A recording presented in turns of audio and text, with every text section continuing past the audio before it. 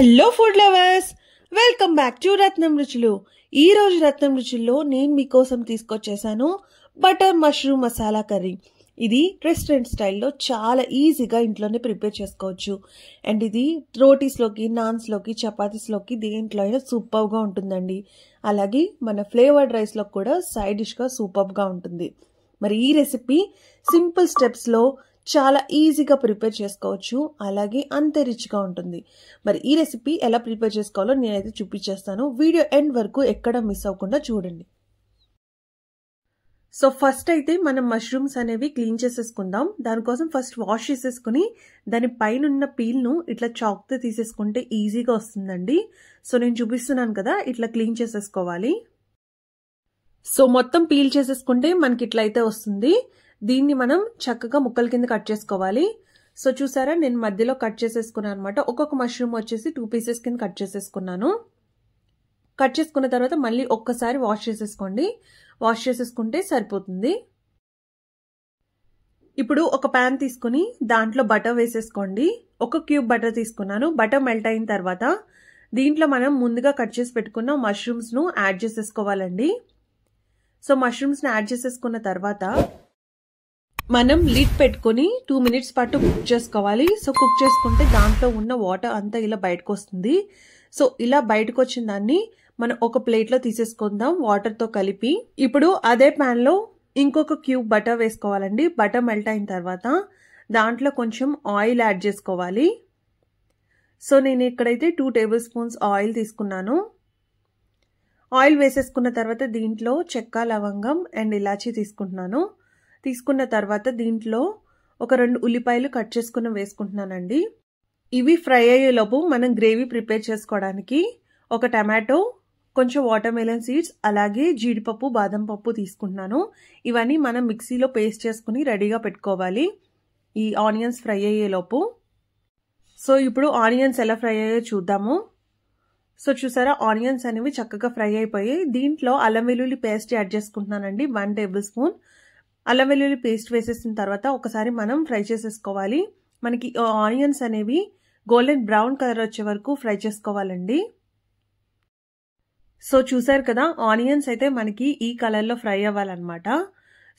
ఇలా ఫ్రై అయిన దాంట్లో కొంచెం కరివేపాకు, అలాగే కొంచెం పచ్చిమిర్చి యాడ్ చేసుకుంటున్నానండి. అంటే నేను ఇక్కడ 2 పచ్చిమిర్చి తీసుకున్నాను.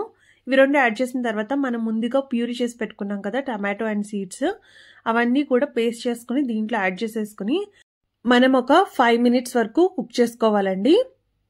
సో దానికోసం నేను మూత పెట్టేసుకుని ఒక 5 మినిట్స్ పాటు వదిలేస్తున్నాను. 5 మినిట్స్ అయిపోయిన తర్వాత మనకి ఇలా ఉంటుంది అనమాట. దాంట్లో ఉన్న ఆయిల్ అంతా కొంచెం బయటకు వస్తుంది. దీన్ని ఇప్పుడు ఒకసారి మనం బాగా కలిపేసుకోవాలండి. ఇప్పుడు దీంట్లో మనం కొంచెం సాల్ట్ యాడ్ చేసుకుంటున్నాము. అలాగే 1 టేబుల్ స్పూన్ కారం, కొంచెం పసుపు యాడ్ చేసుకుంటున్నామండి. పసుపు కూడా వేసేసిన తర్వాత ఒకసారి మనం బాగా మిక్స్ చేసేసుకోవాలి. మిక్స్ చేసేసుకున్న తర్వాత మనం ముందుగా ఫ్రై చేసి పెట్టుకున్న మష్రూమ్స్ని యాడ్ చేసేసుకోవాలి. సో మష్రూమ్స్ యాడ్ చేసేసుకున్న తర్వాత ఇంకొకసారి మిక్స్ చేసేసుకుందాము చక్కగా. ఇప్పుడు దీంట్లో నేను 1 table spoon garam masala powder వేసుకుంటున్నాను. గరం మసాలా పౌడర్ వేసిన తర్వాత కొంచెం వాటర్ వేసుకుని మీరు మూత పెట్టించేసుకోండి. మూత పెట్టుకుని ఒక 10 to 15 మినిట్స్ పాటు ఉడికించుకోవాలి. సో ఉడికిన తర్వాత మనకి ఇట్లా అయితే ఉంటుందన్నమాట.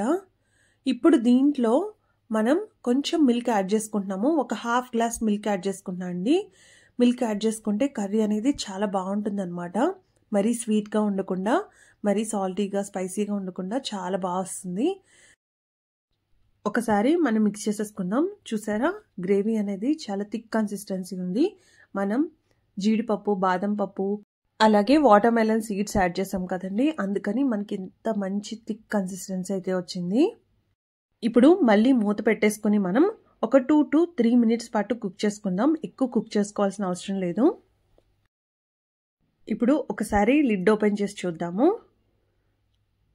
సో చూసారా, దాంట్లో ఉన్న ఆయిల్ అంతా చక్కగా బయటకు వచ్చేసింది. అంటే మన కర్రీ ప్రిపేర్ అయిపోయినట్టేనండి. ఇప్పుడు దీంట్లో మనం కొంచెం కొత్తిమీర యాడ్ చేసుకుందాం లాస్ట్లో. సో కొత్తిమీర యాడ్ చేసేసుకున్న తర్వాత ఒకసారి మిక్స్ చేసేసుకుందాము.